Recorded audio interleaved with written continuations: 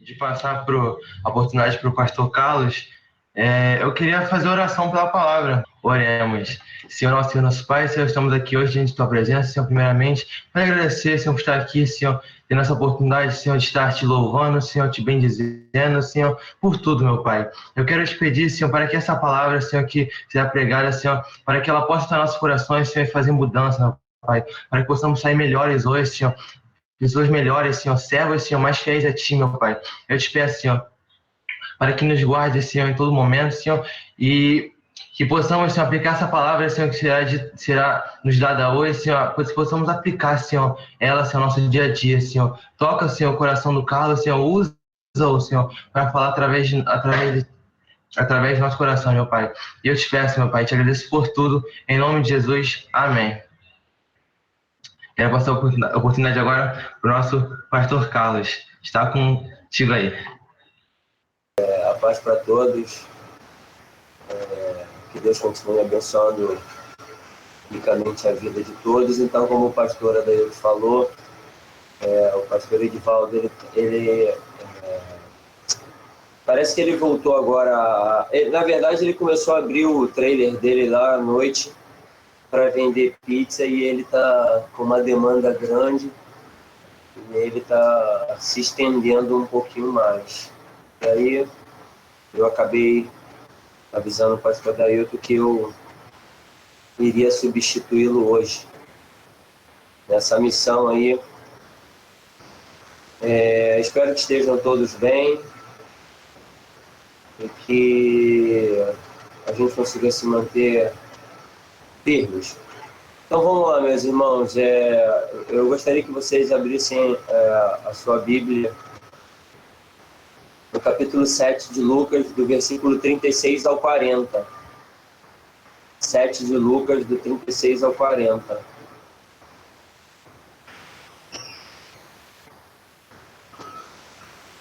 Acharam?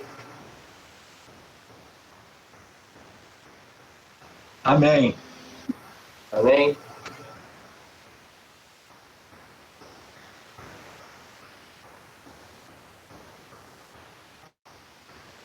Já conseguiram ver aqui? Deixa eu só estar fazendo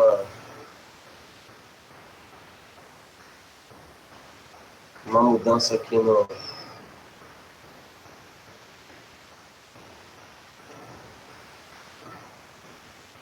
Só um minuto aqui.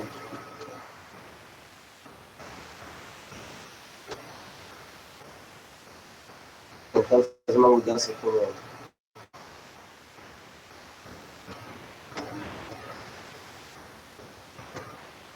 Eu vou fazer a leitura com vocês.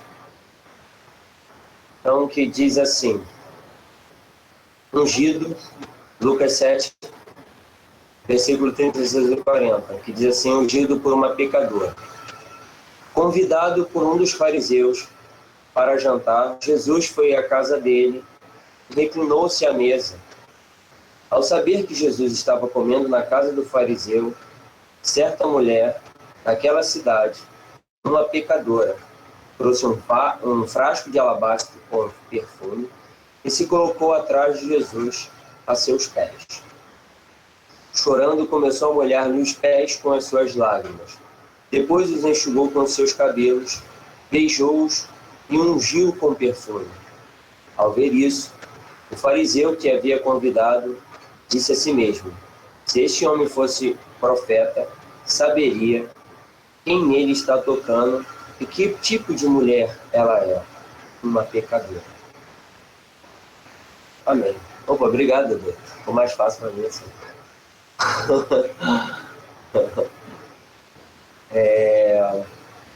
Esse é um texto muito... é um texto conhecido e que a gente não deve confundir com Maria de Betânia, que ungiu Jesus, né? Que é um contexto diferente. E a gente vai ouvir aqui, né, nessa narrativa, que Jesus recebe um convite de um fariseu. E a gente já, no discorrer, né, do livro, a gente percebe que o aparecimento de Jesus dentro daquele contexto tem gerado um clima muito tenso porque Jesus ele sempre é muito enfático em se opor aos ensinos dos fariseus, dos mestres da lei, dos líderes religiosos. Ele sempre é muito incisivo na sua fala, repudiando a sua fala, tanto que ele fala assim, olha, façam o que eles falam para vocês, aquilo que eles deveriam fazer e não fazem. Ou seja, eles falam uma coisa e fazem outra coisa. Quase que o tempo todo essa o embate de Jesus quando se trata dos fariseus. Mas é curioso que no próprio texto, né, a gente vai ver que Jesus é convidado por um fariseu e ele não se opõe a esse convite. E isso é muito interessante a gente observar, né, quando a gente pensa em Jesus. E no próprio texto, nesse capítulo 7, o próprio Jesus fala que os fariseus, eles rejeitaram o propósito de Deus. Eles rejeitaram o propósito da lei. Eles repudiam, né? Na verdade, eles que rejeitam. No versículo 30, só para a gente, né, nessa fala introdutória, você vai observar o versículo, mas os fariseus e os peritos na lei rejeitaram o propósito de Deus para eles. Porque aí, em um momento, os discípulos de João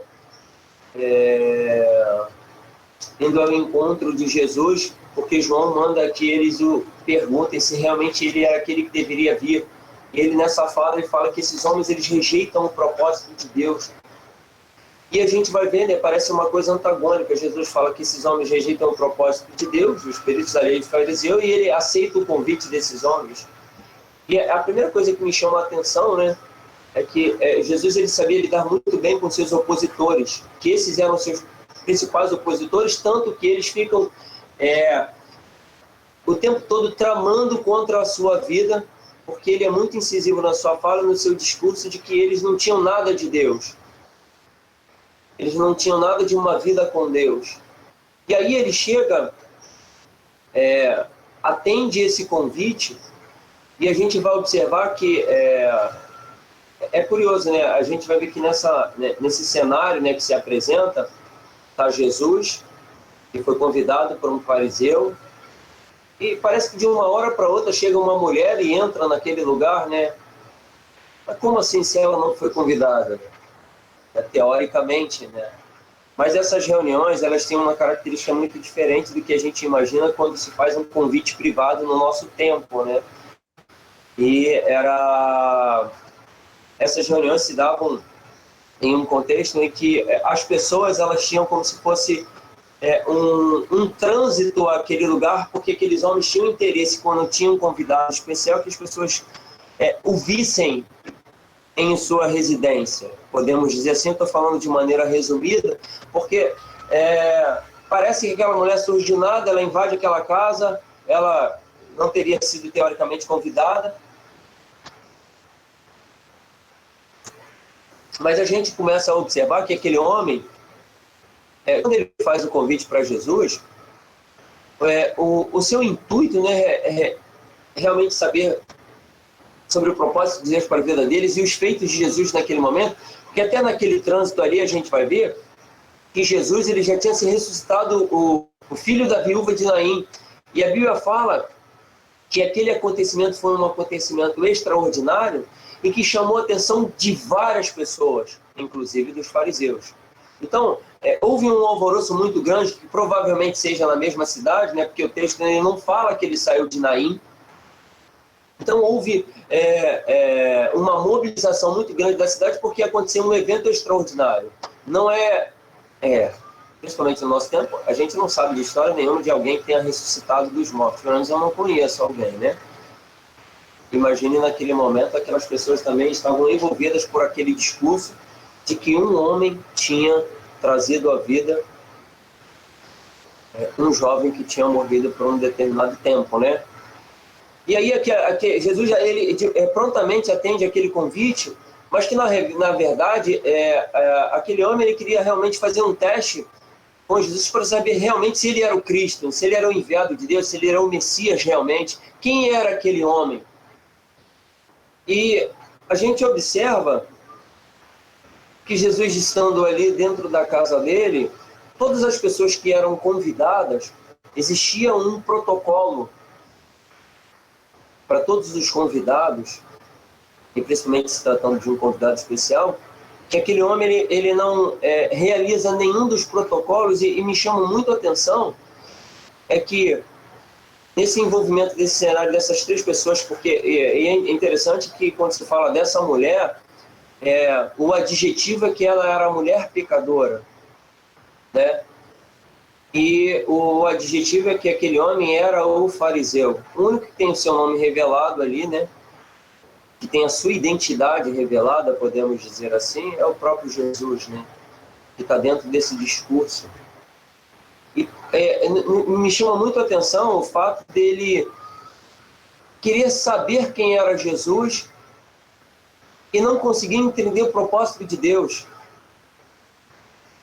Para eles que eram fariseus, mas ele sabia muito bem o regramento da lei, e ao mesmo tempo ele começa de maneira íntima a questionar, né, o momento em que Jesus ele aceita que aquela mulher o toque. Se verdadeiramente esse homem fosse o enviado de Deus, se esse homem fosse realmente o Messias, ele não permitiria que essa mulher o tocasse. E é interessante que, ao mesmo tempo que ele convida Jesus como um convidado especial, o tratamento não é o tratamento que deveria ser para um convidado. E aí, aquele cenário ele começa a mudar no momento em que aquela mulher ela chega, ela se prostra diante de Jesus e começa a chorar compulsivamente, porque eu só imagino dessa maneira, alguém que esteja chorando compulsivamente, ao ponto de regar ou molhar por completo os pés de Jesus. E aí ela começa a secar os pés de Jesus, mas no contexto apresenta que ela também unge Jesus. Então os protocolos que teriam que ser feitos por aquele homem, nenhum deles acontece. Mas existe por parte do fariseu um questionamento que é um questionamento pertinente. Poxa, se esse é um homem santo, né? O santo ele não pode se mesclar ou se misturar com o profano, né? Porque para ele aquela mulher é uma mulher profana. E aí a gente vai vendo que Jesus ele começa nesse texto a desconstruir várias coisas, né? E a primeira coisa é o fato dele permitir que a mulher chegasse perto dele. E isso já me sinaliza uma coisa assim, muito interessante quando se trata de Jesus, e a gente tem que pensar nisso quando se trata do Evangelho, ele trazer dignidade à pessoa, trazer dignidade aos homens, né? Trazer consciência do seu próprio valor. Todas as pessoas têm valor, e a gente vai ver nesse momento em que Jesus ele aceita o convite do fariseu para estar na sua casa, e ao mesmo tempo que ele aceita o toque daquela mulher, e ele aceita os atos daquela mulher. Então a gente vai ver que Jesus em nenhum momento, e isso é importante, a religião, ela o que mais faz, ela é repudiar o homem. O que ela mais faz é afastar o homem de Deus. O que ela mais faz é criar dogmas e regras que são impossíveis para o homem cumprir, e impossíveis para que o homem se aproxime de Deus. E aí a gente vai ver Jesus tratando com muita naturalidade aquele tema, de que esse tema é um tema assim, eu sou acessível a todos. Porque se a gente observar, a gente vai ver um homem de muito respeito, que é o fariseu, e uma mulher indigna, ou seja, sem respeito nenhum. E Jesus ali, como um convidado de honra, e o principal, aquele que detinha ou que detém todo o poder sobre todas as coisas, inclusive trazer a vida àquele que está morto e esperança para quem não tem esperança.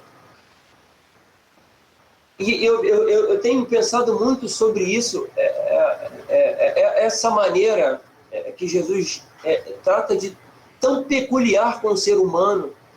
Esse tratamento, ele revelando para aqueles homens e revelam para a gente, a coisa pode ser mais simples do que você imagina. Mesmo entendendo que a gente cria muitos protocolos para que o homem se aproxime de Deus, a coisa pode ser mais simples. E eu estou acessível a todos. E eu posso tornar aquele que é indigno para toda a sociedade. E a gente acaba criando barreiras, e são barreiras muito grandes, para que o homem se aproxime de Deus. Porque se dependesse do fariseu, e aí às vezes a gente se coloca na mesma posição do fariseu, se depender da gente, tem pessoas que não terão nunca o acesso, um acesso genuíno e verdadeiro. A coisa pode ser mais simples. E a gente vai sempre pensar, a gente tem que pensar nisso. A proposta de Jesus, como a gente tem aprendido sempre, não era criar uma nova religião com tantos dogmas, mas é que a gente pudesse entender que é possível a gente se relacionar com Deus. Não é impossível, Jesus veio para promover isso. E a gente vai ver que nessa sua jornada, né, Jesus, ele, nos textos que a gente vai ver, ele consegue trazer para perto de si pessoas que eram pessoas repudiadas pela sociedade e que não tinham nenhum valor de representatividade para ninguém. E que se dependesse, né, daquele contexto, e a gente vai ver que se depender muitas vezes do nosso contexto, o mais importante são os ritos religiosos para a nossa vida, do que a gente poder conduzir alguém a um relacionamento genuíno com Deus. E aí, quando você entende que é possível ter um relacionamento genuíno com Deus, você consegue entender que você tem um respeito por parte do Pai, tem um respeito por parte do Criador. E esse respeito se dá através da pessoa de Jesus, que ele se oferece gratuitamente. E aí a gente vai ver que Jesus começa a discorrer nesse texto, e ele começa a fazer uma analogia, né, sobre um credor, que um devia 500 e outro devia 50, e aí ele fala que a dívida dos dois foi perdoada, e que, sendo a dívida dos dois perdoada, ele pergunta para o fariseu: olha, quem que você acha que deve amar mais? E aí ele começa a dizer: olha, provavelmente, aquele que teve a sua dívida maior perdoada. E aí Jesus ele vai fazendo esse paralelo de que quando a gente consegue entender que para todos os homens existe um perdão de Deus, automaticamente, quando o homem consegue entender que existe o perdão de Deus para ele, o seu coração se volta para um amor verdadeiro. Seu coração se volta para... E aquele homem não conseguia ter compaixão de ninguém, porque até então ele traz Jesus para poder questionar realmente a autoridade de Jesus. E a gente vai ver que nesse texto apresenta uma coisa muito intrigante, e que na maioria dos homens que ficam filosofando sobre a religião, sobre a fé, sobre qualquer outra coisa, a gente não vai ver o que Jesus ele traz nesse texto. Ele fala assim: olha, para você e para o homem que se aproxima de mim crendo, tem perdão para os pecados. Ele tinha poder para perdoar pecados. A gente deve, gravadinho, porque a religião fica suscitando, incitando que você deve fazer alguma coisa para que seus pecados sejam perdoados. É quase que o tempo todo você tem que se comprometer de tal maneira, né? E aí a gente vai ver nesse texto, que é interessante, que aquela mulher, ela começa a beijar os pés de Jesus num ato de reverência e de adoração, e ele permite isso. É interessante que ele permite isso, né? Esse estreitamento de relação que ele quer que os homens tenham com ele, ou seja, ali a gente vê um ato físico, mas assim, não há limites para aqueles que querem se aproximar de Jesus. Não há barreiras, não existe um obstáculo, não existe ações humanas nenhumas melhores que ele faça, que vai promover o perdão de Deus para a vida dele. Basta tão somente que você se entregue com o coração realmente assim, voltado para Deus. Eu vejo o tempo todo Jesus quebrando paradigmas e, ao mesmo tempo, constrangendo as pessoas, tanto pelo seu amor, né, ou tanto pelo seu perdão. E aí a gente vê que aquele homem ele começa a se ficar constrangido, porque Jesus, como pode este homem E aí Jesus consegue o constranger mais ainda, dizendo, olha só, existe amor para todo mundo. Mesmo que o seu amor seja menor, né? Existe amor e existe perdão para todo mundo, mesmo que ele seja menor no seu entendimento. Né? Ele não está dizendo que ele perdoa só quem peca demais, perdoa quem peca menos, ou perdoa aquele que é muito religioso. Existe perdão para todos que se aproximam de Deus. Existe perdão.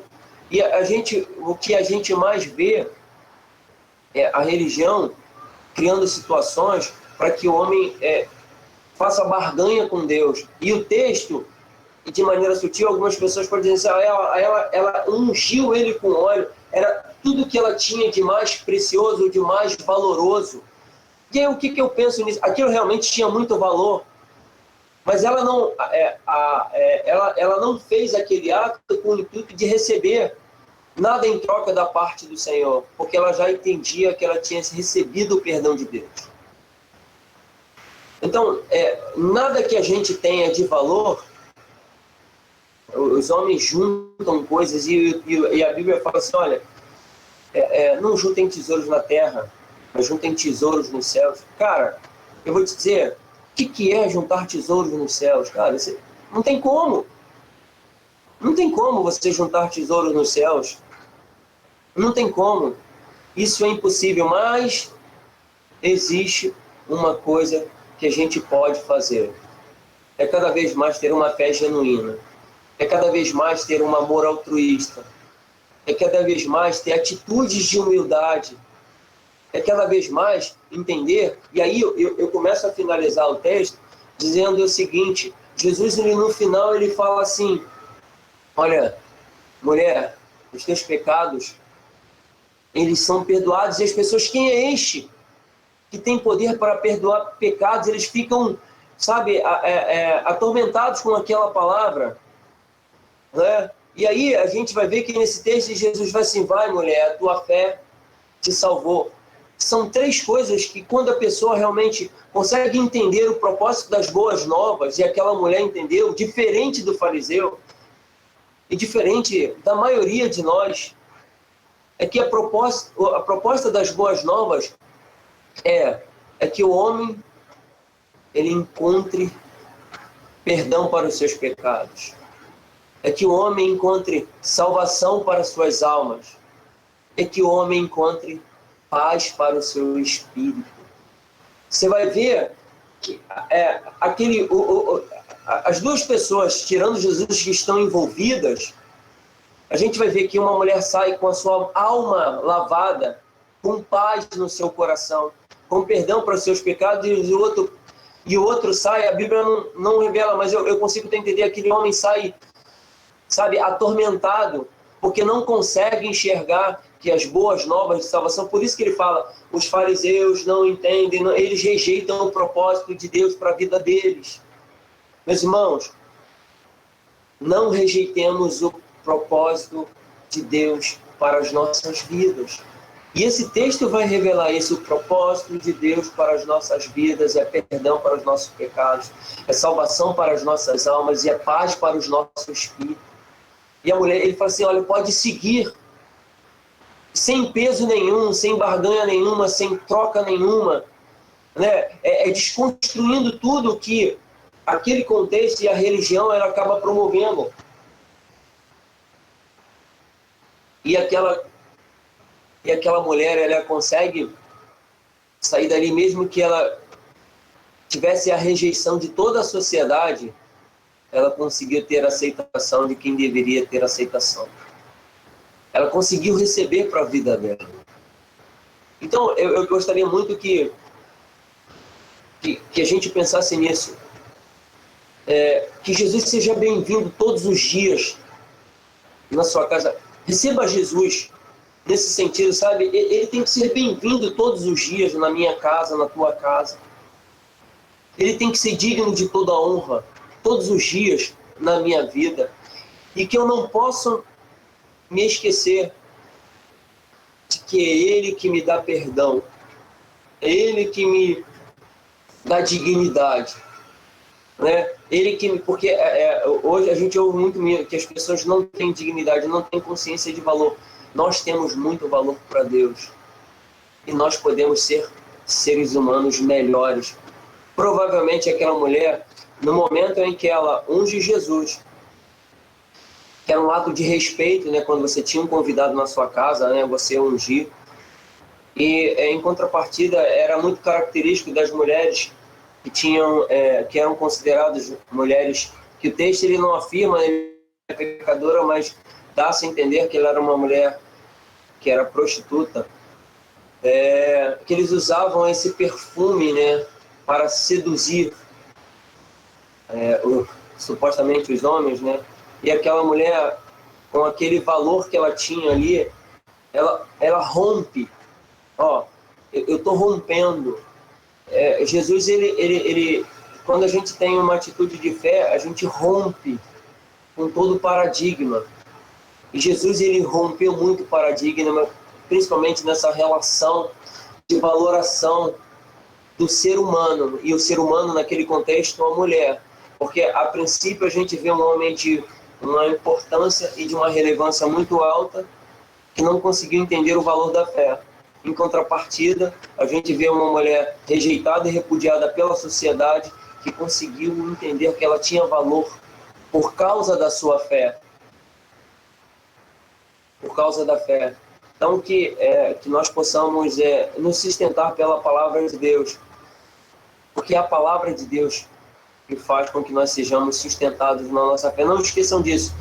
Perdão dos nossos pecados, salvação para nossas almas e paz para os nossos espíritos são as boas novas de Jesus, para todos aqueles que creem. Ela creu, ela não se limitou, aquela mulher não se limitou a todas as dificuldades que ela tinha. Ela não se preocupou se teria um número grande de pessoas naquele lugar, ela não se preocupou se era na casa dos fariseus, ela não se preocupou se Jesus fosse criar qualquer obstáculo, e ele nunca criou obstáculo para homem nenhum que queria se aproximar dele. Ou para mulher nenhuma, homem ou mulher. Aquele que quer se aproximar, não existe obstáculo, existe aceitação. Então o Evangelho é um Evangelho que ele inclui o homem, ele regenera o homem, ele restaura o homem. Que Deus te abençoe.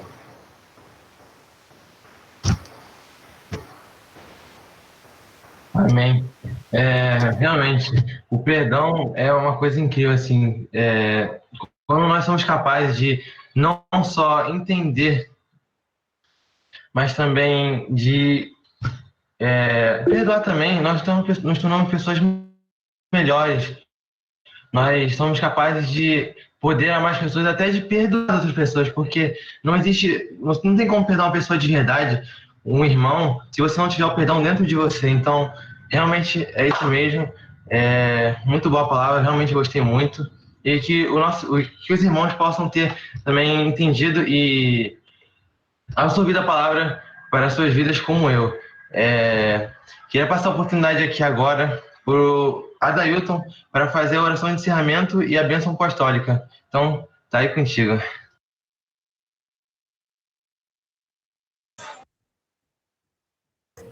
Davi, eu quero te agradecer a todo mundo que participou do culto, viu? E você que orou, que pregou, que cantou, os hinos hoje foram muito bem selecionados, parabéns a vocês. Eu me sinto muito velho quando eu vejo, por exemplo, o Davi falando assim, nunca ouvi esse hino foi a minha juventude toda. E quando o Davi fala assim, eu nunca ouvi na minha vida, você vê quanto a gente está ficando velho, né? Mas é normal, a gente nunca tem noção da nossa própria idade, nem do quanto a nossa aparência tá ficando velha. Os jovens é que olham pra gente e falam, não, já tá velho mesmo, ele que não sabe. Mas muito obrigado a todo mundo pela participação. Eu quero agradecer também, principalmente ao Davi. Deus abençoe a tua vida, tá? Você faz parte de uma geração de jovens muito abençoada, porque vocês têm acesso a muita coisa. A minha geração não teve acesso a tanta coisa e nem a tantas oportunidades assim. Então, ouça sempre teus pais, que são as pessoas que mais querem o teu bem nesse mundo. Dê sempre atenção a eles e atenta o teu coração para as coisas boas, que você vai ser um homem abençoado e próspero. Aos mais jovens presentes, Deus abençoe a vida de vocês. Aqueles que forem alcançados por essa mensagem que foi pregada nessa noite em algum momento, porque ela vai para o YouTube também, que Deus abençoe a vida de vocês. E a todo mundo que está presente, Deus abençoe o teu coração. Quero avisar o pessoal que está participando do curso de leitura da Bíblia. Amanhã começa a nossa leitura. Se você já começou a ler a Bíblia, tudo bem. Se não começou, amanhã é o nosso primeiro dia de leitura. Você vai começar por Mateus, capítulo de número 1, até o capítulo de número 5. Você vai ver que é bem rapidinho, menos de meia hora você lê isso. Deus abençoe a todos aqui presentes. Vamos orar então. Pai, obrigado por essa oportunidade, pela tua misericórdia, graça, pelo teu perdão. Obrigado, Senhor, porque tu tem orientado os teus filhos na tua presença e a tua graça tem estado em nossas vidas. Obrigado por tamanho amor, obrigado por tamanha mão voltada para nós, a tua grandiosidade, o teu precioso amor, a tua infinita misericórdia. Abençoa o Davi, que dirigiu esse culto, abençoa seus pais, abençoa aquelas pessoas que oraram nessa noite, que cantaram, teu filho que pregou, todos aqueles que participaram de alguma forma, que se lembraram desse culto. Abençoa o pastor Mota, que leu a palavra, pai, trouxe oração para a gente também, enfim, a todos os que aqui se reuniram, que a tua misericórdia seja sobre eles, e continua nos dando a tua graça nessa noite, no nome precioso de Jesus. Amém. Irmãos, Deus abençoe a tua vida e o teu coração. Eu vou trazer a bênção apostólica. A graça de nosso Senhor Jesus Cristo, o amor de Deus nosso Pai, a doce e preciosa consolação do Espírito Santo seja sobre todos aqueles corações que querem apresentar o Cristo vivo ao invés da religião simples às pessoas, e que todos esses digam amém. Deus abençoe o teu coração e a tua vida.